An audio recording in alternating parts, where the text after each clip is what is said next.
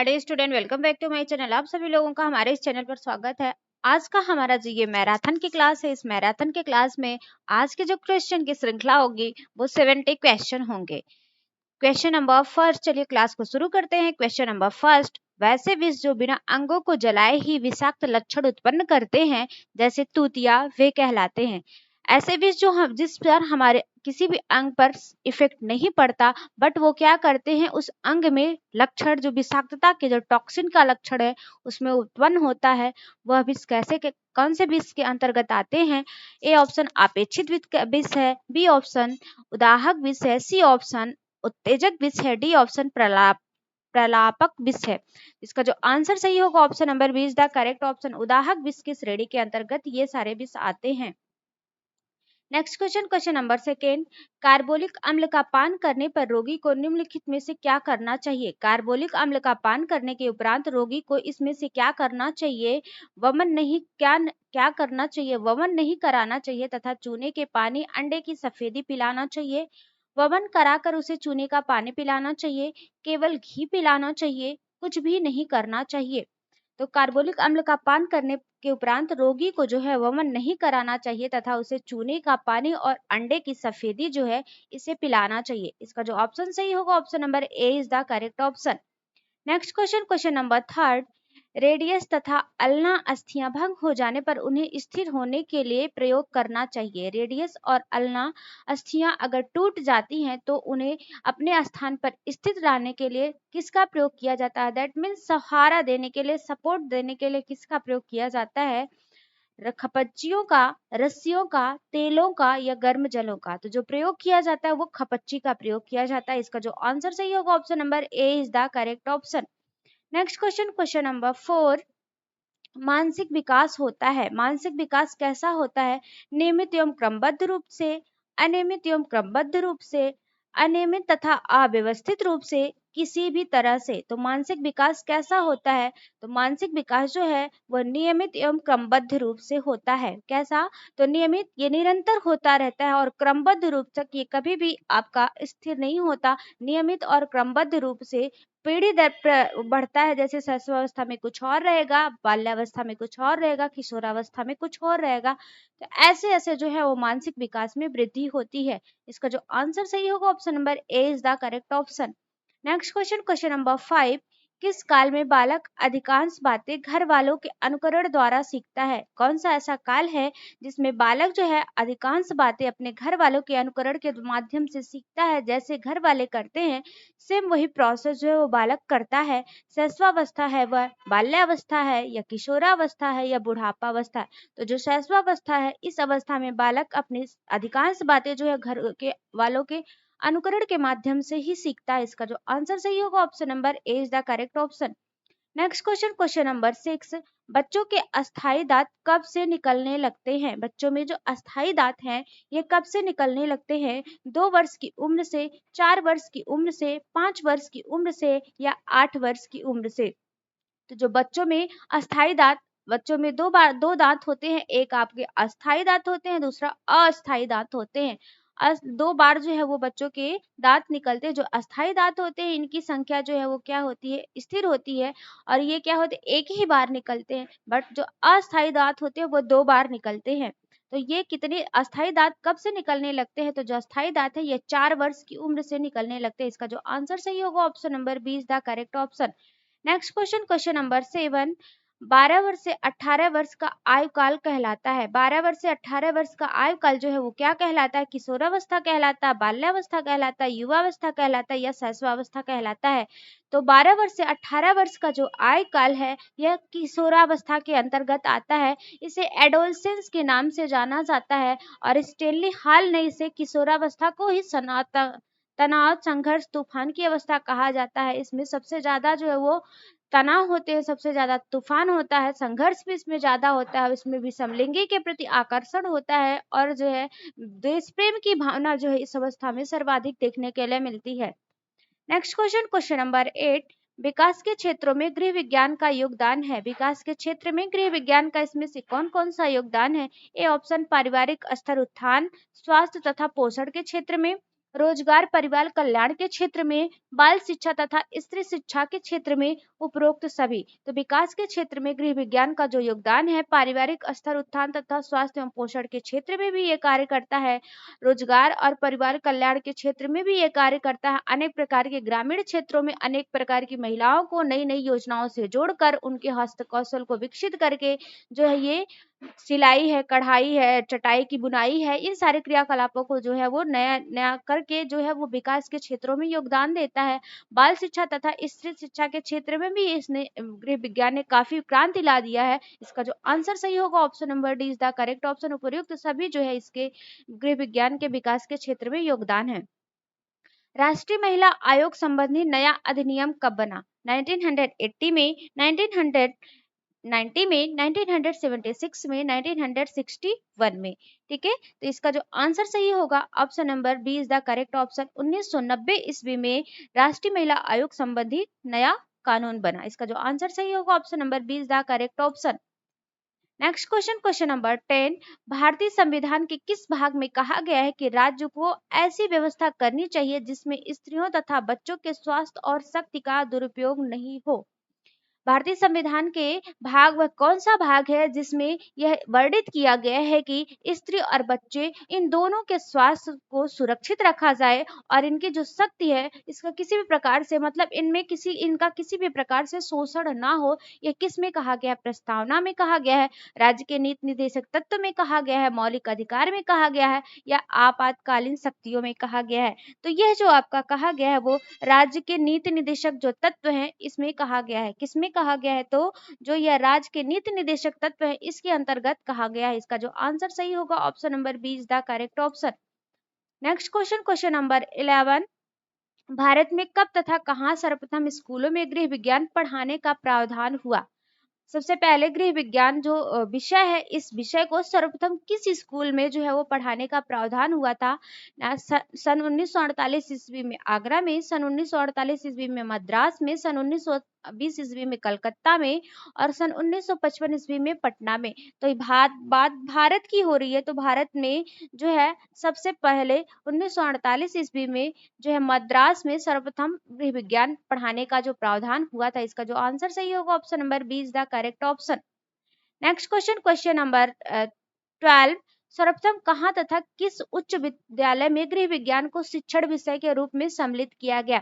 सर्वप्रथम कहाँ तथा किस उच्च विद्यालय में गृह विज्ञान को जो है वो शिक्षण के रूप में सम्मिलित किया गया? महारानी लक्ष्मीबाई बालिका उच्च विद्यालय बिहार शरीफ बिहार, महारानी बालिका उच्च विद्यालय बड़ौदा गुजरात, राजकीय कन्या उच्च विद्यालय राजेंद्र नगर पटना बिहार, डी ऑप्शन राजकीय दुर्गावती उच्च विद्यालय आगरा। इसका जो आंसर सही होगा option number B is the correct option. महारानी बालिका उच्च विद्यालय बड़ौदा गुजरात में सर्वप्रथम उच्च विद्यालय में गृह विज्ञान शिक्षण को प्रारंभ किया गया था। इसका जो आंसर सही होगा option number B is the correct option. Next question, question number 13। किस पुरुष ने सर्वप्रथम गृह विज्ञान में पीएचडी की उपाधि प्राप्त की थी? इसमें से कौन से ऐसे व्यक्ति थे जिन्होंने सबसे पहले गृह विज्ञान विषय में पीएचडी की उपाधि प्राप्त की थी? किसकी उपाधि इन्होंने प्राप्त की थी? तो पीएचडी की उपाधि इन्होंने प्राप्त की थी डॉक्टर के.एन. चंद्रशेखर हैं, डॉक्टर मधुसूदन प्रसाद सिन्हा हैं, डॉक्टर मनोहर गोस्वामी हैं, डॉक्टर नागेंद्र प्रसाद हैं। तो डॉक्टर के.एन. चंद्रशेखर जो हैं इन्होंने सर्वप्रथम गृह विज्ञान में पीएचडी की उपाधि, इन्हें जो है सर्वप्रथम गृह विज्ञान के क्षेत्र में पीएचडी की उपाधि प्राप्त हुई थी। इसका जो आंसर सही होगा option number A is the correct option. Next question, question number 14। वह प्रथम भारतीय पुरुष जिसने गृह विज्ञान में पीएचडी कर राजेंद्र कृषि विश्वविद्यालय पूसा बिहार में गृह विज्ञान संकाय के डीन पद पर कार्य किया? Doctor K. N.. चंद्रशेखर हैं, डॉक्टर मधुसूदन प्रसाद सिन्हा हैं, डॉक्टर मनोहर गोस्वामी हैं, डॉक्टर नागेश्वर प्रसाद है। वह प्रथम भारतीय पुरुष जिसने गृह विज्ञान में पीएचडी कर राजेंद्र कृषि विश्वविद्यालय पूसा बिहार में गृह विज्ञान संकाय के डीन पद पर कार्य किया, वह कार्य करने वाले जो व्यक्ति थे डॉक्टर के.एन. चंद्रशेखर थे। कौन? तो इसका जो आंसर सही होगा option number A is the correct option. Doctor K. N.. Chandrashekhar जो है इन्होंने सबसे पहले पीएचडी उपाधि को प्राप्त किया था और कृषि विश्वविद्यालय पूसा बिहार में गृह विज्ञान संकाय के पद पर इन्होंने कार्य किया था। Next question, question number 15।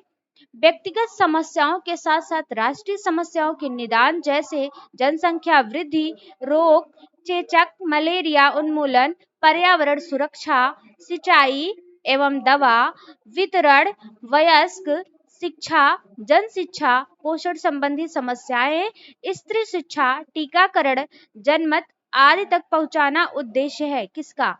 व्यक्तिगत मतलब ये जो समस्याएं हैं इन सब समस्याओं को एक जनमत तक पहुंचाने के लिए, जन संग्रह तक पहुंचाने के लिए किसका उद्देश्य था? औपचारिक शिक्षा का उद्देश्य है, अनौपचारिक शिक्षा का उद्देश्य है, औपचारिक तरह तथा अनौपचारिक दोनों शिक्षाओं का उद्देश्य है या उपरोक्त में से कोई नहीं। तो यह जो आपका उद्देश्य है ये औपचारिक और अनौपचारिक दोनों शिक्षाओं का उद्देश्य है। दोनों शिक्षाओं के माध्यम से जैसे स्कूल, विद्यालय, इन सब के माध्यम से हम जो शिक्षा ग्रहण करते हैं वो औपचारिक शिक्षा के अंतर्गत आती है, और इसके बाहर जो हमें शिक्षा प्रदान होती है वह अनौपचारिक शिक्षा के अंतर्गत आती है। तो अनौपचारिक शिक्षा के अंतर्गत भी मलेरिया उन्मूलन है, पर्यावरण सुरक्षा है, सिंचाई है, दवा है, ये सारी चीजें जो अनौपचारिक शिक्षा के अंतर्गत आती है। शिक्षा है जो हमारी ये जन शिक्षा के औपचारिक शिक्षा के अंतर्गत आती है। इसका एक निश्चित पाठ्यक्रम होता है, निश्चित वो होता है, सिलेबस होता है, निश्चित स्थान होता है, निश्चित समय होता है, ये औपचारिक शिक्षा के अंतर्गत आता है। तो दोनों जो शिक्षाएं हैं इन दोनों शिक्षाओं का जो है योगदान जो है जनमत तक पहुंचाने के लिए किया जाता है। नेक्स्ट क्वेश्चन, क्वेश्चन नंबर 16, गृह विज्ञान का अर्थ है। गृह विज्ञान का क्या अर्थ है? गृह प्रबंध करने वाला विज्ञान, अपने संसाधनों का प्रबंध करने की कला, अपने संसाधनों के प्रबंध करने की कला मतलब जो आपका अपने संसाधन, जो भी हमारे पास संसाधन है उस संसाधनों को हम किस प्रकार से व्यवस्थित करके आपके सीमित साधनों में जो है अपने घर को या अपने जो समाज है उसको व्यवस्थित कर सकते हैं, इसकी कला। घर को सजाने की कला, घर में कार्य करने का विज्ञान। गृह विज्ञान का अर्थ क्या है? तो क्वेश्चन नंबर 16 का जो आंसर होगा अपने संसाधनों को का प्रबंध करने की कला। हम कितने सीमित साधन में अपने सीमित साधनों में ही अपने सारे आवश्यकताओं की पूर्ति कर ले रहे हैं, यही जो है हमारे संसाधन गृह विज्ञान का अर्थ है।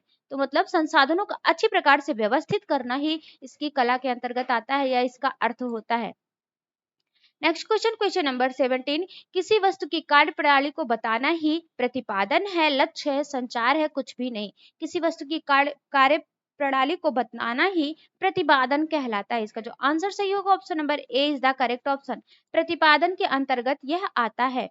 नेक्स्ट क्वेश्चन, क्वेश्चन नंबर 18, संचार की वैसी विधि प्रदर्शनी का आयोजन जिसमें दिखाए गए यंत्रों से किसी को जानकारी अच्छी तरह से दी जा सकती है कहलाती है। संचार की वैसी विधि प्रदर्शनी का आयोजन जिसमें दिखाए गए यंत्रों से किसी को भी जानकारी अच्छी तरह से दी जा सकती है। ऐसे ऐसे प्रदर्शन किए जाते हैं, ऐसे ऐसे यंत्रों का प्रयोग किया जाता है जिससे किसी भी क्षेत्र में या किसी भी व्यक्ति को जो है वो जानकारी अच्छी प्रकार से सारी जानकारी जो है वो प्राप्त हो सके। वो वह जो जानकारी है वो किसके अंतर्गत आती है? प्रदर्शनी का आयोजन, सभी सभा, सम्मेलन एवं यात्रा का आयोजन, दृश्य श्रव्य साधनों का उपयुक्त में से कोई नहीं। क्वेश्चन नंबर 18 का जो आंसर सही होगा option number A is the correct option. प्रदर्शनी के माध्यम से हम इसे अच्छी प्रकार से जो है वो वर्णित कर सकते हैं। नेक्स्ट क्वेश्चन, क्वेश्चन नंबर 19, वर्तमान आय का वर्तमान उपभोग व्यय पर आधिक्य को बचत कहा जाता है, यह उक्ति है। वर्तमान आय जितनी हमारी वर्तमान में आय है, उस वर्तमान आय का वर्तमान में हम कितना उपभोग कर रहे हैं, इस आय उपभोग व्यय पर आधिक्य को बचत कहा जाता है। यह उक्ति किसकी है? किसकी? गुड्डे की, यंग की या इनमें से किसी की नहीं।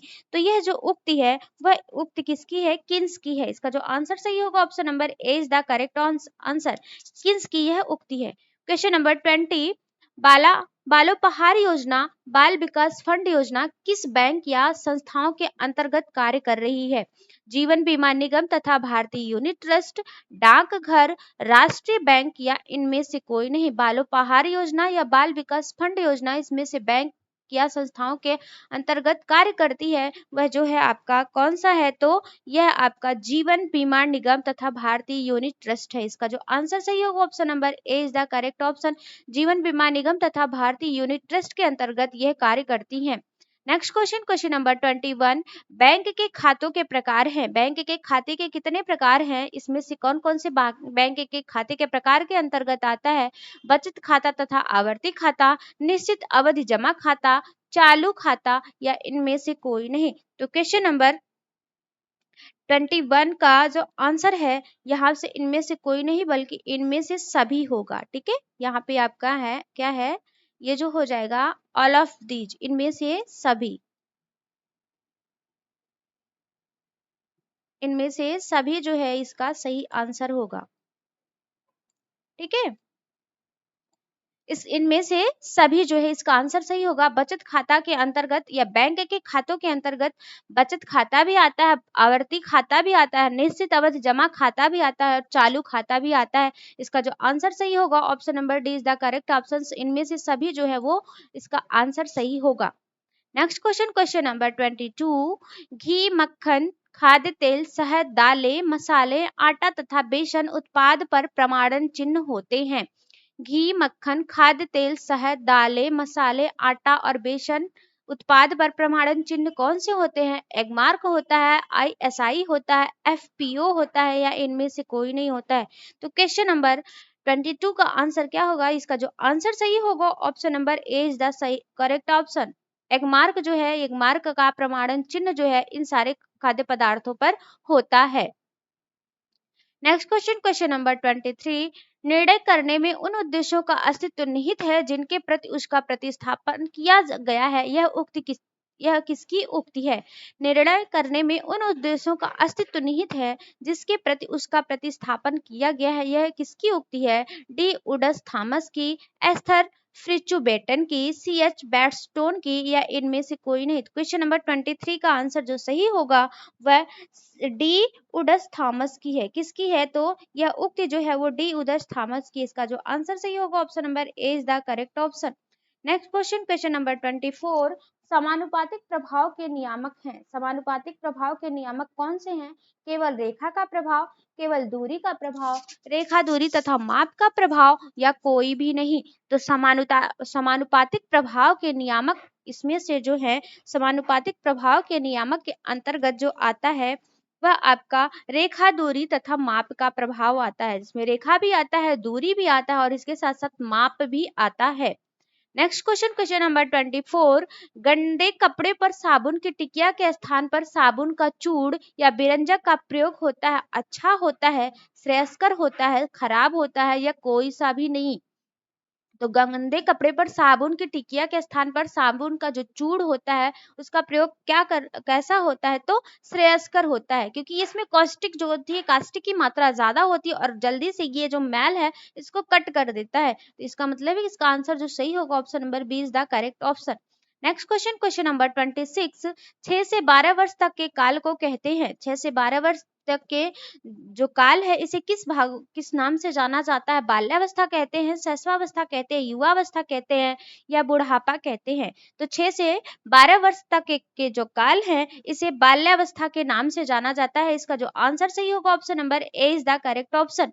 नेक्स्ट क्वेश्चन, क्वेश्चन नंबर 27, किसी अवस्था में यौन परिपक्वता के कारण बालक के शरीर में अनेक परिवर्तन आते होते हैं। किसी नहीं, ये किस अवस्था है? यहाँ पे किसी थोड़ा सा मिस्टेक हो गया है। किस अवस्था में बालक में यौन परिपक्वता के कारण बालक के शरीर में अनेक परिवर्तन होते हैं? बाल्यावस्था, किशोरावस्था, युवावस्था या बुढ़ापा। तो इसका जो आंसर सही होगा option number B is the correct option. किशोरावस्था में जो है यौन परिपक्वता के कारण लड़कियों में स्तनों का विकास होना और जो मासिक धर्म का स्टार्ट होना, पुरुषों में जो है क्या उनके पुरुषों में दाढ़ी मूंछ का आना, उनकी आवाज का भारीपन होना, इस प्रकार के जो लक्षण है, उनकी हाइट का बढ़ना, लड़की और लड़के दोनों की हाइट का बढ़ना, अनेक प्रकार के शारीरिक और मानसिक अनेक प्रकार की मेच्योरिटी का लेवल जो है इस अवस्था में देखने के लिए मिलता है। यह जो अवस्था आपकी होती है वो किशोरावस्था होती है। इसका जो आंसर सही होगा option number B is the correct option. Next question, question number 28, जन्म के समय शिशु के सिर की लंबाई पूरे शरीर की लंबाई की कितनी होती है? 1/4, आधी, 2/3, 1/3। जन्म के समय शिशु के सिर की लंबाई जो है वो पूरे शरीर की लंबाई की कितनी होती है? 1/4, आधी, 2/3 या 1/3? तो क्वेश्चन नंबर 28 का जो आंसर होगा वह आंसर आपका क्या सही होगा? 1/4 होती है। कितनी होती है? तो इसकी जो जन्म के समय शिशु की लंबाई जो होती है वो 1/4 होती है। नेक्स्ट क्वेश्चन, क्वेश्चन नंबर 29, शिशुपालन एवं समाजीकरण की प्रक्रिया का संबंध होता है। शिशुपालन एवं समाजीकरण की प्रक्रिया का संबंध किससे होता है? विभिन्न साधनों या संस्थाओं से, विभिन्न आंकड़ों एवं आहारों से, साधनों और आंकड़ों से, किसी से भी नहीं। इसका जो आंसर सही होगा, शिशुपालन एवं समाजीकरण की प्रक्रिया शिशुपालन में से किस प्रकार से शिशु का पालन करना और समाज में उसका कैसे सामाजिकरण होता है, इस दोनों प्रक्रिया में जो संबंध होता है, जो कोरिलेशन बनता है, उसे उससे क्या होता है? तो इसका जो आंसर सही होगा option number A is the correct option. विभिन्न साधनों या संस्थाओं से, जब विभिन्न प्रकार के उसको साधन की प्राप्ति होगी और अनेक अनेक प्रकार के संस्थाओं से वो अटैच होगा तो उसका पालन अच्छी प्रकार से होगा और उसमें जो सामाजिकरण का विकास है वो सामाजिकरण का विकास भी अच्छी प्रकार से होगा।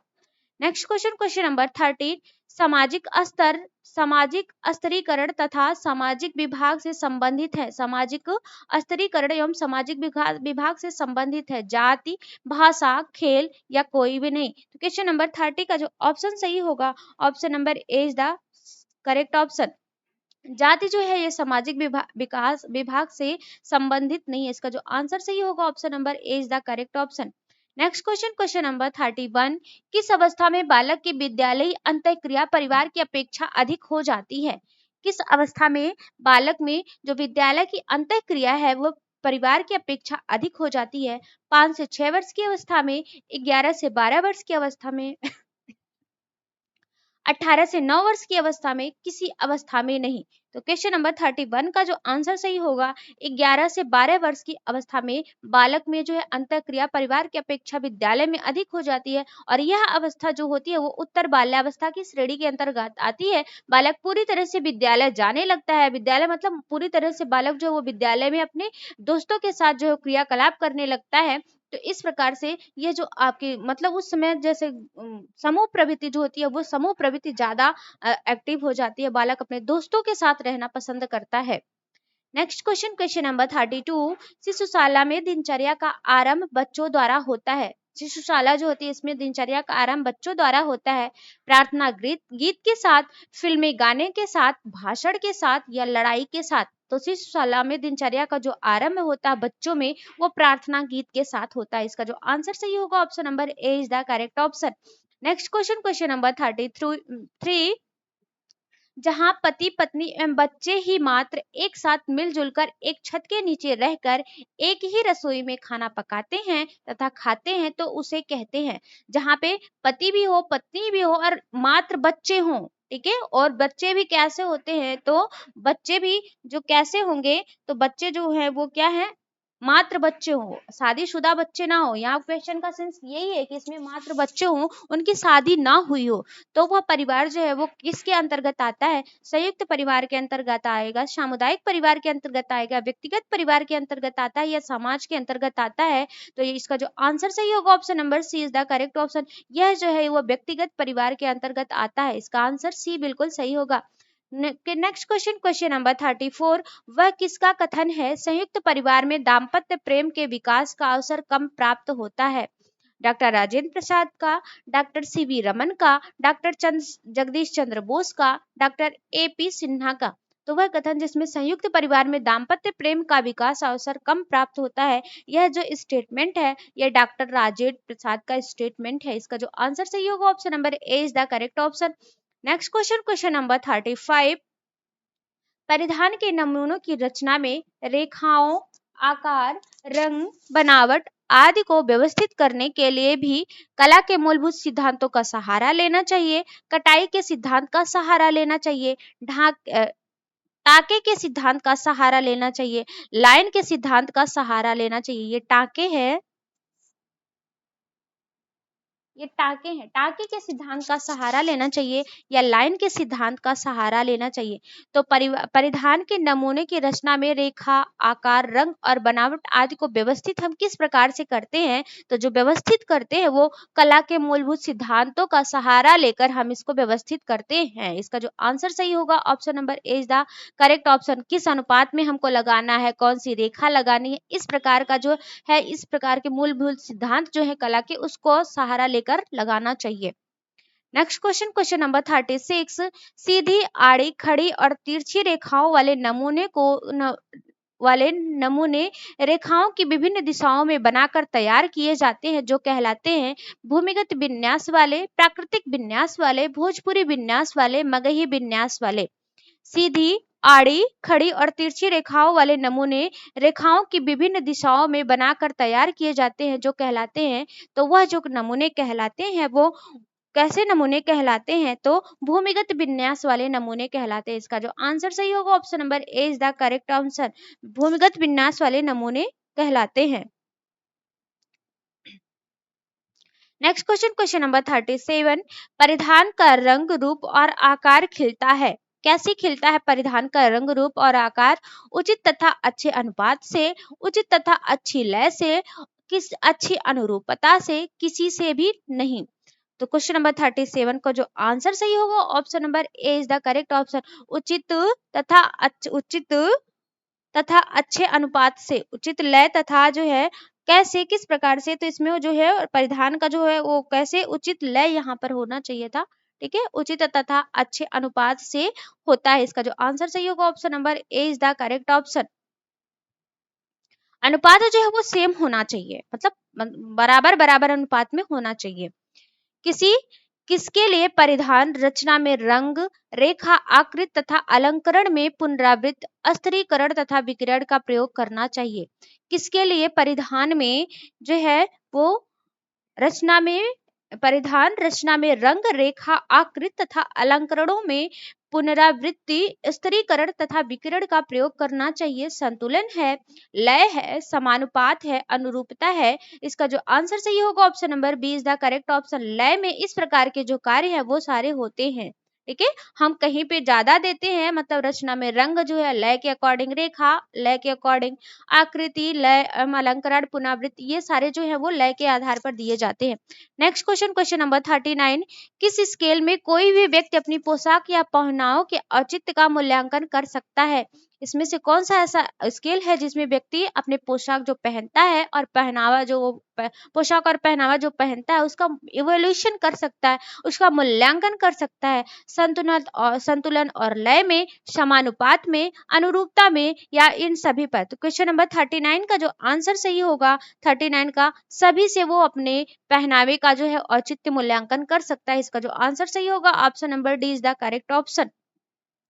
नेक्स्ट क्वेश्चन, क्वेश्चन नंबर 14, चूषण विधि द्वारा किन प्रकार के वस्त्रों की धुलाई की जाती है? तो चूषण विधि द्वारा किस प्रकार के वस्त्रों की धुलाई की जाती है? तो हल्के वस्त्रों की, भारी वस्त्रों की, रेशमी वस्त्रों की, ऊनी वस्त्रों की। तो भारी वस्त्रों की जो धुलाई की जाती है वह चूषण विधि के द्वारा की जाती है। इसका जो आंसर सही होगा option number B is the correct option. Next question, question number 41, कपड़े की देखरेख करना प्रमुख कर्तव्यों में से एक है। गृहस्वामी के, बच्चों के, गृहिणी के या दर्जी के? तो कपड़े की देखरेख करना प्रमुख कर्तव्य में किसका कर्तव्य के अंतर्गत आता है? तो ये जो कर्तव्य के अंतर्गत आता है, गृहिणी के कर्तव्य के अंतर्गत आता है। बच्चों को कौन सी यूनिफॉर्म के पहन के जानी है, पति को कौन सा यूनिफॉर्म पहन के ऑफिस जाना, उनकी सफाई किन किन डिटर्जेंट से की जाती है, उन्हीं वस्त्रों में कैसा जो है वो डिटर्जेंट हम यूज करते हैं, यूनि वस्त्रों में कैसे हम उसकी सफाई करते हैं, कैसे हम उसकी धुलाई करते हैं, रेशमी वस्त्रों की कैसे धुलाई की जाती है, उसमें किस प्रकार से इस्त्री की जाती है, इन सारे चीजों की जो देख रेख है वो गृहिणी के ऊपर ही निर्भर करती है। इसका जो आंसर सही होगा option number C is the correct option. Next question, question number 14, निम्नलिखित में से कौन से वस्त्र की देखरेख एवं एहतियात के लिए आवश्यक नहीं है? इसमें से कौन सा ऐसा सिद्धांत दिया गया है ऑप्शन जिसके माध्यम से वस्त्रों की देखरेख जो है वो करना आवश्यक नहीं है? ब्रश करना एवं धूप हवा दिखाना, स्वयं संरक्षण तथा तत्क्षण मरम्मत करना, दाग छुड़ाना तथा बार बार धोना, अनुचित ढंग से प्रयोग में लाना। इसका जो आंसर सही होगा option number D is the correct option. अनुचित ढंग से प्रयोग लाना ये जो है वो कपड़े के एहतियात के अंतर्गत नहीं आता। ये सारी चीजें जो उसकी धुलाई की प्रक्रिया है, ठीक है, इसकी जो धुलाई की स्वयं संरक्षण तथा तत्क्षण मरम्मत करना, ये जो है ये सारी चीजें कपड़े की जो है एहतियात के अंतर्गत, बट अनुचित ढंग से प्रयोग करना ये इसके अंतर्गत नहीं आएगा। क्वेश्चन नंबर 43, प्राकृतिक तंतु है, इसमें से कौन सा ऐसा है जो प्राकृतिक तंतु के अंतर्गत आता है? कपास है, पॉलिस्टर है, रेयान है, नायलॉन है। तो प्राकृतिक तंतु के अंतर्गत आता है आपका कपास। और यह कपास कैसा होता है? सेलुलोजिक रेशा होता है, बालों वाला रेशा कपास को कहा जाता है। और जो है कपास को बालों वाला रेशा कहा जाता है। और इसके साथ साथ जो है वो मतलब तंतुओं का राजा जो है वो कपास को कहा जाता है। सेलुलोज से प्राप्त होने वाला जो है ये आपका तंतु है। इसका जो आंसर सही होगा option number A is the correct option. बाकी ये सब जो है वो क्या है आपके सिंथेटिक फाइबर के अंतर्गत आते हैं। रेयान में थोड़ा सा कृत्रिम और फाइबर कृत्रिम और सेलुलोज ये दोनों से मिलकर बना होता है, बट पॉलिस्टर और नायलॉन ये दोनों के दोनों आपके सिंथेटिक फाइबर के अंतर्गत आते हैं। नेक्स्ट क्वेश्चन, क्वेश्चन नंबर 44, नमी युक्त वस्त्रों पर लग जाती है। जो नमी युक्त वस्त्र होते हैं जैसे सूती के, कॉटन के वगैरह के, अगर हम नमी युक्त वस्त्र कुछ समय के लिए रख देते हैं तो उसमें क्या लग जाते हैं? फफूंदी लग जाती है, कीड़े लग जाते हैं, खमीर लग जाता है, या इनमें से कोई नहीं। तो कॉटन के जो नमी युक्त वस्त्र होते हैं या कोई भी नमी युक्त वस्त्र होता है तो उसमें क्या लग जाते हैं? फफूंदी लग जाते हैं। इसका जो आंसर सही होगा option number A is the correct option. Next question, question number 45, जल की कठोरता कितने प्रकार की होती है? जल की कठोरता कितने प्रकार की होती है? 4 प्रकार की, 2 प्रकार की, 3 प्रकार की, 5 प्रकार की। तो जल की जो कठोरता होती है 2 प्रकार की, एक अस्थायी कठोरता, दूसरी आपकी अस्थायी कठोरता होती है। इसका जो आंसर सही होगा option number B is the correct option. Next question, question number 46, चाय के धब्बे किस वर्ग में आते हैं? जो चाय के हम जो चाय वगैरह पीते हैं अगर उसके धब्बे किसी वस्त्र पर लग जाते हैं तो उस किस वर्ग के अंतर्गत आएंगे? वो वनस्पति धब्बे कहलाते हैं, प्राणिज धब्बे कहलाते हैं, वसायुक्त धब्बे कहलाते हैं, या खनिज युक्त धब्बे कहलाते हैं। तो चाय के जो धब्बे हैं वो वनस्पति जगत से आते हैं क्योंकि ये हमें पत्तियों से प्राप्त होता है। चाय जो है वो हमें पत्तियों से प्राप्त होता है। इसका जो आंसर सही होगा option number A is the correct option. Next question, question number 47, प्राणिज रेशा है, कौन सा रेशा? प्राणिज रेशा इसमें से कौन सा है? नारियल है, रेशम है, लिलन है, या सन है। तो रेशम जो है ये प्राणिज रेशा है। ये हमें रेशम जो है वो आपके कीट से प्राप्त होता है। बाम्बिक्स मोरी नाम का जो कीट होता है उससे ये प्राप्त होता है। और रेशम को वस्त्रों की रानी कहा जाता है। और रेशम जो है इस रेशम का जो कीट है अपने 4 अवस्थाओं से गुजरता है। और कोकून की जब अवस्था में ये पहुंचता है रेशम, तो उसी अवस्था में रेशम की प्राप्ति होती है। इसका जो लार्वा होता है, लार्वा से वो अपने शरीर को लपेटता जाता है। और जब लपेट जाता है उसके बाद उसके गर्म पानी में बहुत सारी प्रोसेस करने के बाद जो है उसको यहाँ से रेशम की प्राप्ति होती है। इसका जो ऑप्शन होगा option number B is the correct option. Next question, बाकी ये जो है आपका ये सब नारियल है, लिलन है, सन है, ये वनस्पतिक रेशे के अंतर्गत आते हैं। विनाइलडॉल क्लोराइड से बनता है। विनाइलडॉल क्लोराइड से क्या बनता है? डेक्रान का रेशा बनता है, नायलॉन बनता है, टेरेलिन बनता है, या ऑर्लॉन बनता है। तो विनाइलडॉल क्लोराइड से जो बनता है यह क्या बनता है? तो इसका जो आंसर सही होगा option number C is the correct option. Terylene जो है इससे बनता है, टेरेलिन का निर्माण इससे होता है। नेक्स्ट क्वेश्चन, क्वेश्चन नंबर 49, रेशम की निम्नलिखित विशेषताओं में कौन सी गलत है? रेशम की विशेषताओं में इसमें से कौन सी जो है वो प्रक्रिया गलत है? ए ऑप्शन, उच्च तनाव सामर्थ्य और अतिव्यास के कारण इसके वस्त्र हल्के बनते हैं। बी ऑप्शन, इसका विशिष्ट गुरुत्व 2.5 होता है। सी ऑप्शन, यह नमी को जल्दी सोखता है तथा अवशोषण क्षमता अधिक होने के कारण पहनने में आरामदायक होता है। इसकी सूखी धुलाई द्वारा धुलाई करनी चाहिए तथा इस पर H2O2 अथवा SO2 ब्लीच का प्रयोग करना चाहिए। इसका जो आंसर सही होगा क्वेश्चन नंबर 49 का क्या आंसर सही होगा? तो इसका विशिष्ट गुरुत्व जो है वो 2.5 नहीं होता। ठीक है, इसका विशिष्ट गुरुत्व, इसका जो गलत स्टेटमेंट पूछ रहा है, रॉन्ग स्टेटमेंट इसमें पूछ रहा है, तो रॉन्ग स्टेटमेंट यही है कि रेशम का जो विशिष्ट गुरुत्व होता है वो 2.5 नहीं होता है। बाकी इसमें सभी सही हैं। उच्च तनाव सामर्थ्य और अति व्यास के कारण इसके वस्त्र जो होते हैं वह हल्के होते हैं। बिल्कुल सही है कि रेशम के वस्त्र जो है वो हल्के होते हैं। यह नमी को जल्दी सोखता है तथा अवशोषण क्षमता अधिक होने के कारण पहनने में आरामदायक होता है। ये भी इस बात सही है। इसकी धुलाई हम ड्राई वॉश करवाते हैं। रेशम के जितने भी वस्त्र लेते हैं हम उनमें ड्राई वॉश जो है वो करवाते हैं। इसका जो आंसर सही होगा option number B is the correct option. Next question, question number 15, धुलाई की विभिन्न विधियों में गलत है। धुलाई की जो विभिन्न विधियां हैं इस विधियों में क्या गलत है? हल्का दाब डालकर धुलना चाहिए, चूषण विधि, मशीन द्वारा, या पटक पटक कर। वस्त्र को ऐसा पटक पटक के धुलते हैं कि वस्त्र की क्या हो जाए, फट जाए। तो यही विधि जो है ये क्या है, गलत विधि के अंतर्गत आता है। वस्त्र को कभी पटक करके नहीं धुलना चाहिए। ठीक है, इसका जो आंसर सही होगा option number D is the correct option. जैसे अभी सूती वगैरह के वस्त्र होते हैं या रेशम वगैरह के वस्त्र होते हैं, अगर इनको पटक कर धुलते हैं तो फटने के चांसेस ज्यादा होते हैं। इसका जो आंसर सही होगा option number D is the correct option. Next question, question number 51, चिकनाई अवशोषक विधि में प्रयुक्त नहीं होते। चिकनाई अवशोषक विधि में इसमें से कौन सा ऐसा चीज है जिसका हम प्रयोग नहीं करते? मतलब चिकनाई अगर है तो उसको छुड़ाने के लिए, उसको अवशोषित करने के लिए इसमें किसका प्रयोग नहीं किया जाता? फ्रेंच चाक और मुल्तानी मिट्टी, पाउडर मैग्नीशिया, पेट्रोल, मूंग का आटा। तो इसका जो आंसर सही होगा option number B C is the correct option. Petrol का यूज जो किया जाता है वो ड्राई क्लीन में किया जाता है। जो ड्राई क्लीन वगैरह हम करवाते हैं वस्त्रों पर, वो उसमें पेट्रोल की शुष्क धुलाई, जो शुष्क धुलाई में इसका यूज किया जाता है। बाकी फ्रेंच चाक और मुल्तानी मिट्टी अवशोषक पदार्थ जैसे तेल वगैरह ग्रीस लग जाती है, तो फ्रेंच चाक और मुल्तानी मिट्टी को हम उससे अवशोषित करने के लिए प्रयोग करते हैं। पाउडर मैग्नीशिया का भी किया जाता है प्रयोग, और मूंग का जो आटा है इसको भी अवशोषित करने के लिए प्रयोग किया जाता है। नेक्स्ट क्वेश्चन, क्वेश्चन नंबर 52, परिधान की शैली कैसी होनी चाहिए? परिधान की शैली जो है वो कैसी होनी चाहिए? जीवन शैली से मेल खाती हुई, विवाह के अवसर पर श्वेत वस्त्र, शोकावस्था में मूल्यांकन एवं सुंदर, बिना आस्तीन के ब्लाउज तथा फ्रॉक। तो परिधान की जो शैली होती है जीवन शैली से मेल खाती हुई होनी चाहिए। हम किस क्षेत्र में हैं, किस ओहदे पर हैं, यह जो है हमारे लिए बहुत मायने करता है कि हम किसी व्यक्ति के परिधान को देखकर उसको परिलक्षित कर सकते हैं कि इस व्यक्ति का बिहेवियर कैसा होगा। ठीक है, हम उसके परिधान को देखकर, उसके पहनावे को, उसको उसका जो वो है, मतलब उसकी जीवन शैली है पहनने की, उसको देखकर हम उसको उसके बारे में जो है वो अंदाजा लगा सकते हैं कि यह व्यक्ति कैसा है। जैसे डॉक्टर को हम देखते हैं तो देखने के बाद हम उसके परिधान को देखकर ही पता कर देते हैं कि ये इसका जो मतलब व्यवसाय है वो डॉक्टर का है। ठीक है, पुलिस देखते हैं अनेक प्रकार के जो परिधान है, तो अनेक अनेक प्रकार के जो परिधान है वो कैसे होने चाहिए? तो जीवन शैली से मेल खाती हुई जो परिधान की शैली होनी चाहिए। इसका जो आंसर सही होगा option number A is the correct option.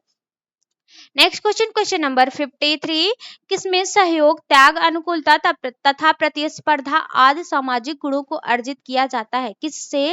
किसमें सहयोग, त्याग, अनुकूलता तथा प्रतिस्पर्धा आदि सामाजिक गुणों को अर्जित किया जाता है? भाषा में, परिवार में, खेल में, या किसी से नहीं? तो हम सहयोग की भावना जो सीखते हैं वो कहाँ से सीखते हैं? परिवार से सीखते हैं।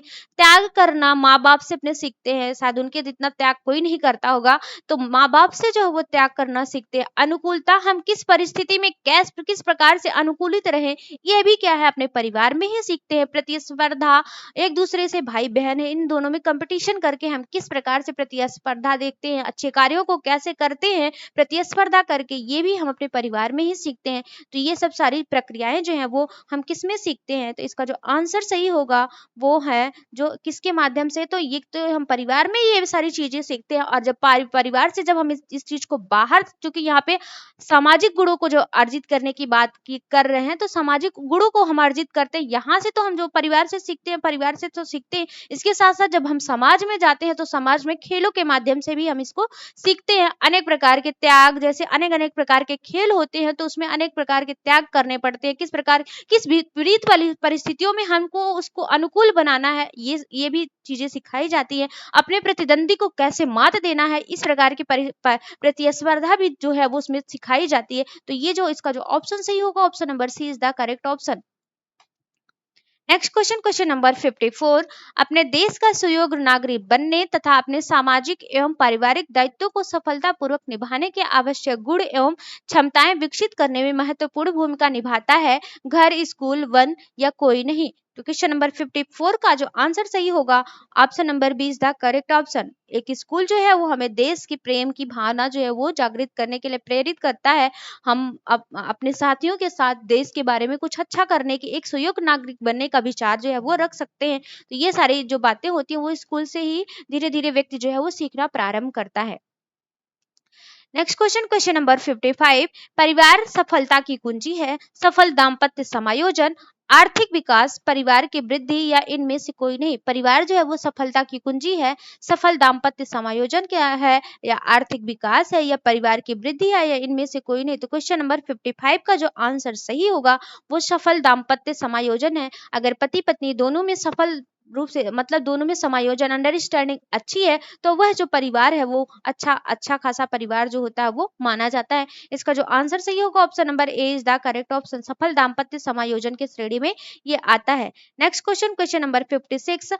आर्थिक दृष्टि से युक्त परिवार के लाभ है। आर्थिक दृष्टि से संयुक्त परिवार के लाभ कौन से हैं?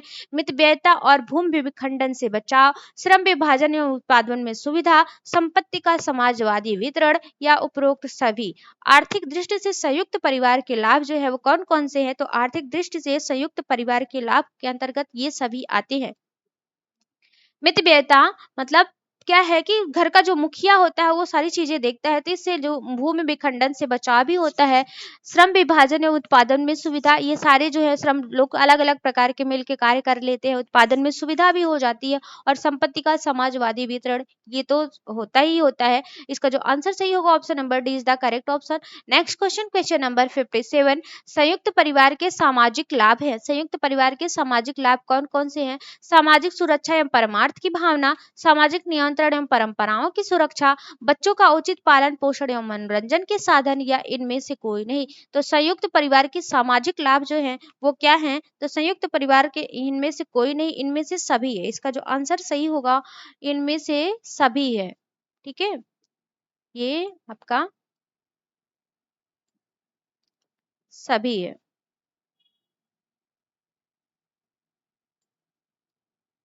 इनमें से सभी जो है ये होता है। ठीक है, सामाजिक सुरक्षा एवं परमार्थ की भावना भी है, और सामाजिक नियंत्रण एवं परंपराओं की सुरक्षा भी इसके अंतर्गत आती है। बच्चों का उचित पालन पोषण एवं मनोरंजन के साधन भी इसमें पर्याप्त देखने के लिए मिलते हैं। और इसका जो आंसर सही होगा, option number D is the correct option. इनमें से सभी जो है इसके अंतर्गत आते हैं। क्या है? इनमें से सभी जो है इसके अंतर्गत आएंगे। Next question, question number 58। संयुक्त परिवार के दोष निम्नलिखित में से कौन सा नहीं है? संयुक्त परिवार के दोष निम्नलिखित में से कौन सा सही है, मतलब इसमें से सत्य जो है कौन सा है? व्यक्तिगत आर्थिक निर्भरता की कमी एवं आलसी व्यक्तियों की वृद्धि, निर्धनता, सामान्य तथा बच्चों के व्यक्तित्व विकास में बाधक एवं गंदी आदतों का विकास, द्वेष एवं तनाव का केंद्र एवं गोपनीय स्थानों का अभाव, या इनमें से सभी। तो इसका जो आंसर सही होगा, option number D is the correct option. सभी प्रकार के जो दोष है वो संयुक्त परिवार में देखने के लिए मिलते हैं। ठीक है, सभी प्रकार के जो दोष हैं वो संयुक्त परिवार में देखने के लिए मिलते हैं। इसका जो ऑप्शन सही होगा, option number D is the correct option. सभी जो है वो संयुक्त परिवार के दोष के अंतर्गत आते हैं। व्यक्तिगत आर्थिक निर्भरता की कमी और आलसी व्यक्तियों के वृद्धि। लोग क्या करते हैं संयुक्त परिवार में रहने के बाद, ये तो मानना ही है कि मतलब काम करने के लिए वो एक दूसरे को देखते रहते हैं, जबकि एकल परिवार में ऐसा लोग नहीं करते। निर्धनता, सामान्य तथा बच्चों के व्यक्तिगत विकास में बाधा एवं गंदी आदतों का विकास। बच्चे जो है अगर किसी की गंदी आदत को देखते हैं तो वो इसी का अनुसरण करते हैं, क्योंकि बालक जो है अनुकरण के माध्यम से ही सीखता है। तो गंदी चीजें जो है वो संयुक्त परिवार में, मतलब ऐसा तो नहीं कहा जा सकता, मतलब बट क्वेश्चन में है तो ये तो है, बट ऐसी बात नहीं है। वो तो अपने ऊपर निर्भर करता है कि हम किस प्रकार से अपने जो है वो संस्कार दे रहे हैं। तो ये बातें तो है, बट क्वेश्चन में अगर हमारे है तो हमको तो ये मानना ही पड़ेगा। द्वेष एवं तनाव का केंद्र एवं गोपनीय स्थानों का अभाव, ये भी देखने के लिए मिलता है। इसका जो आंसर सही होगा ऑप्शन नंबर, मतलब एक दूसरे को देख देख के जलन की भावना जो है उत्पन्न होती है, ये संयुक्त परिवार के अंतर्गत आता है। इसका जो आंसर सही होगा option number D is the correct option. 59, question number 59, कला के मूलभूत सिद्धांत हैं। कला के मूलभूत सिद्धांत इसमें से कौन से हैं? अनुपात तथा अनुरूपता, लय तथा संतुलन, सबल तथा व्यक्तित्व, उपर्युक्त सभी। तो क्वेश्चन नंबर 59 का जो आंसर सही होगा वह आंसर क्या सही होगा कि कला के मूलभूत सिद्धांत के अंतर्गत कौन कौन से आते हैं? तो अनुपात तथा अनुरूपता भी इसके अंतर्गत आती है, लय तथा संतुलन भी इसके अंतर्गत आता है, सबल तथा व्यक्तित्व भी इसके अंतर्गत आता है। ठीक है, संबल तथा व्यक्तित्व भी इसके अंतर्गत आता है। इसका जो आंसर सही होगा option number D is the correct option. Next question, question number 60, किसी व्यक्ति को व्यक्तिगत रूप से जानने से पहले सबसे पहला प्रभाव जो पड़ता है वह होता है। हम किसी व्यक्ति को अगर देखते हैं, सबसे पहले हम उसके बारे में कुछ भी नहीं जानते हैं, देखने के बाद हम उसको कैसा हमारे ऊपर किस किन चीजों से हम सबसे पहले उससे इफेक्टेड होते हैं, प्रभावित होते हैं, उसके परिधानों से, उसके बाद विचारों से, उसके रंगों से, या कोई नहीं। तो हम किसी भी व्यक्ति को देखने से सबसे पहले हम उसके परिधानों को, जो उसने पहन रखा है, जो परिधान उसने धारण कर रखा है, उस परिधान को देखकर ही हम उससे जो है उस किसी व्यक्ति को जानने से पहले सबसे पहला जो प्रभाव हमको देखने के लिए मिलता है वो उसके परिधान से ही परिलक्षित होता है। तो इसका जो आंसर सही होगा option number A is the correct option. Next question, question number 61, संतुलन से परिधान में आता है विश्रामदायक भाव, तंगी का भाव, दिखावा, या कुछ भी नहीं। तो संतुलन से परिधान में क्या आता है? तो संतुलन से जो परिधान में विश्रामदायक भाव देखने के लिए मिलता है। इसका जो आंसर सही होगा option number A is the correct option. विश्रामदायक भाव जो है वो संतुलन से परिधान में आता है। नेक्स्ट क्वेश्चन, क्वेश्चन नंबर 62, एक तंतुक रेशा है। तंतुक रेशा क्या है? नायलॉन है, रेशम है, कपास है, पॉलिस्टर है। तो तंतुक रेशा के अंतर्गत इसमें से कौन सा आता है? जो तंतु के माध्यम से प्राप्त होता है, तो जो तंतु के माध्यम से हमें प्राप्त होने वाला रेशा है वो कपास है। इसका जो आंसर सही होगा option number C is the correct option. एक तंतुक रेशा की बात हो रही है। तंतुक रेशा जो है वो क्या है? आपका रेशम होता है। ठीक है, रेशम एक तंतुक रेशा है। रेशम जो है, रेशम एक प्रोटीन व जांतव तंतु है जो शहतूत के वृक्षों पर पलने वाले कीड़े से प्राप्त होता है। ठीक है, रेशम अपनी सुंदरता और कोमलता के लिए अच्छा जो है माना जाता है, और इससे जो अच्छे प्रकार के जो है वो वस्त्र बनाए जाते हैं। इसका जो आंसर सही होगा option number B is the correct option. Next question, question number 63, placket कहते हैं, किसे प्लैंकेट कहते हैं? सिलाई को, जोड़ को, तुरपन को, या बटन की पट्टी को। तो जो बटन की पट्टी होती है इसे प्लैंकेट के नाम से जाना जाता है। इसका जो आंसर सही होगा option number D is the correct option. Next question, question number 64, कौन से मानवकृत रेशे नहीं है? इसमें कौन सा ऐसा है जो मानव के द्वारा निर्मित रेशा नहीं है? नाइट्रोसेलुलोज है, विस्कोस है, कुप्रामोनियम है, और हेम्प है। ठीक है, तो हेम्प है, या नाइट्रोसेलुलोज है, विस्कोस है, या क्रूपामोनियम है, या हेम्प है। तो इसका जो आंसर सही होगा option number D is the correct option. Hemp जो है वो मानवकृत रेशा नहीं है। इसका जो आंसर सही होगा ऑप्शन नंबर डी। हेम्प जो है ये क्या है? आपका प्राकृतिक रेशा के अंतर्गत आता है। नेक्स्ट क्वेश्चन, क्वेश्चन नंबर 65, रेशम है। रेशम कैसा रेशा है? प्राकृतिक रेशा है, कृत्रिम रेशा है, ए एवं बी दोनों है, या इनमें से कोई नहीं। तो रेशम कैसा रेशा है? तो रेशम जो है वो प्राकृतिक रेशा के अंतर्गत आता है, और प्राकृतिक रेशे में भी किस श्रेणी के अंतर्गत आता है? जांतव श्रेणी के अंतर्गत आता है। किस श्रेणी के? तो ये जो है जांतव श्रेणी के अंतर्गत आता है। इसका जो आंसर सही होगा option number A is the correct option. प्राकृतिक रेशा के अंतर्गत ये आता है। नेक्स्ट क्वेश्चन, क्वेश्चन नंबर 66, अत्यधिक ज्वलनशील रासायनिक विलायक जो सूखी धुलाई के लिए प्रयुक्त होता है, अत्यधिक ज्वलनशील रासायनिक विलायक जिसका प्रयोग ड्राई क्लीन के लिए किया जाता है, ड्राई वॉश के लिए किया जाता है, वह कौन सा है? कार्बन टेट्राक्लोराइड है, बेंजीन है, पेट्रोल है या फॉर्मेल्डिहाइड है। तो क्वेश्चन नंबर 66 का जो आंसर सही होगा ये क्या है? तो ये जो है अत्यधिक ज्वलनशील रासायनिक विलायक जो शुष्क धुलाई में जिसका उपयोग किया जाता है वह आपका पेट्रोल है। इस पेट्रोल के माध्यम से जो है ड्राई क्लीन किया जाता है, जैसे रेशम के वस्त्र हो गए या जो आपके नॉर्मल वॉश वाले जो वस्त्र नहीं होते हैं या जो नॉर्मल वाले वस्त्र नॉर्मल वॉश जिनका हम नॉर्मल धुलाई नहीं कर पाते उन सब की हम शुष्क धुलाई कराते हैं। और जब शुष्क धुलाई कराते हैं तो इन्हीं उसमें शुष्क धुलाई में पेट्रोल का भी यूज किया जाता है। इसका जो आंसर सही होगा option number C is the correct option. Next question, question number 67, dietitian पाक कला, सिलाई, हस्तशिल्प आदि में रोजगार प्राप्त करती हैं। डायटीशियन किस प्रकार से हमें भोजन को रिकमेंड करना है रोगी के आहार के अनुसार, रोगी को कैसा आहार चाहिए ये कौन आपका जो रिकमेंड करता है? डायटीशियन जो है रिकमेंड करती है। पाक कला, कौन सा भोजन में कितनी मात्रा में आपकी कौन से पोषक तत्व डालना है या कितनी मात्रा में कौन सी मसालों का यूज करना है, कितनी मात्रा में ऑयल का यूज करना है, ये सारी चीजें जो हेल्थ के लिए अच्छा है। पाक कला भी होती है, सिलाई, हस्तशिल्प आदि में रोजगार प्राप्त करती हैं। गृह विज्ञान की छात्राएं, अभियंत्रण की छात्राएं, अभियंत्रण डिप्लोमा की छात्राएं, भौतिकी की स्नातक छात्राएं। तो डायटीशियन पाक कला, सिलाई, हस्तशिल्प आदि में जो के क्षेत्र में जो रोजगार प्राप्त करती हैं तो गृह विज्ञान की छात्राएं, दैट मीन्स जैसे कि हम लोग जो गृह विज्ञान की स्टूडेंट हैं हम लोगों के लिए ये सारी चीजें जो है ये करना मतलब इन क्षेत्रों में हम जा सकते हैं। इसका जो आंसर सही होगा option number A is the correct option. Next question, question number 68, महिला शिक्षा निधि की स्थापना कब तथा कहां द्वितीय अधिवेशन में हुई थी? महिला शिक्षा निधि जो है इसकी स्थापना कब तथा कहां द्वितीय अधिवेशन, इसका अधिवेशन कौन सा है? तो द्वितीय अधिवेशन की बात हो रही है। द्वितीय अधिवेशन में कहां हुई थी? सन 1928 ईस्वी में दिल्ली में, सन 1920 ईस्वी में मुंबई में, सन 1938 ईस्वी में कोलकाता में या सन 1955 ईस्वी में लखनऊ में। तो महिला शिक्षा निधि की स्थापना कब तथा कहां की गई थी द्वितीय अधिवेशन की? तो द्वितीय अधिवेशन की जो महिला शिक्षा निधि की स्थापना की गई थी वह 1928 ईस्वी में दिल्ली में की गई थी। इसका जो आंसर सही होगा option number A is the correct option. Next question, question number 69, व्यक्तिगत प्रणाली को संचार के लिए उपयोग में लाया जाता है। व्यक्तिगत जो प्रणाली होती है इसे संचार के उपयोग में लाया जाता है। व्यक्तिगत रूप से मिलकर, व्यक्तिगत रूप से पत्र लिखकर, ए एवं बी दोनों या कोई नहीं। तो जो व्यक्तिगत संचार की प्रणाली, एक तो आपकी सामूहिक प्रणाली है संचार की दो प्रणालियां हैं मुख्यतः।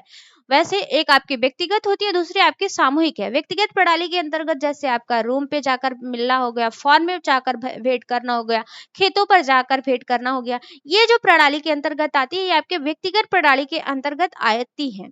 ठीक है, या व्यक्तिगत और सामूहिक रूप से जैसे प्रदर्शनी हो गई, सभाएं हो गई, गोष्ठियां हो गई, इस प्रकार से अगर किसी चीज का संचार किया जा रहा है, किसी चीज को फैलाया जा रहा है तो ये जो है आपके सामूहिक संचार के अंतर्गत आता है। तो व्यक्तिगत की बात यहाँ पर हो रही है। व्यक्तिगत रूप से किसी को लेटर लिख के, ठीक है, व्यक्तिगत पत्र लिखकर, जैसे हम लोग कॉल करते हैं तो ये भी कॉल जो हम लोग बातें करते हैं ये भी व्यक्तिगत प्रणाली के अंतर्गत ही आती है। व्यक्तिगत रूप से पत्र लिखकर, व्यक्तिगत रूप से मिलकर या व्यक्तिगत रूप से पत्र लिखकर, ये दोनों जो है इसके अंतर्गत आता है। इसका जो आंसर सही होगा option number C is the correct option. Question number 70 और आज का लास्ट क्वेश्चन है, एक प्रकार की शिक्षा जिसका उद्देश्य मनुष्य के मानसिक दृष्टिकोण तथा पद्धति में परिवर्तन लाना कहलाता है। ऐसी शिक्षा जिसके माध्यम से मनुष्य का जो मानसिक दृष्टिकोण है वो परिवर्तित हो जाए तथा पद्धति में जो उसकी पद्धति चल रही है दिन प्रतिदिन जो है वो मतलब हमारी जो पीढ़ी दर पीढ़ी पद्धति चलती है उसमें हमको चेंजमेंट लाना है, वह क्या कहलाता है? लक्ष्य कहलाता है, संचार कहलाता है, मूल्यांकन कहलाता है या कोई नहीं कहलाता है। तो मतलब उसमें जो पीढ़ी दर पीढ़ी मतलब जो पद्धति, एक पद्धति पर जो हम कार्य करते हैं, कार्य करने के माध्यम से वह जो आपका कहलाता है परिवर्तन करना, उसमें संचार कहलाता है। इसका जो आंसर सही होगा option number B is the correct option.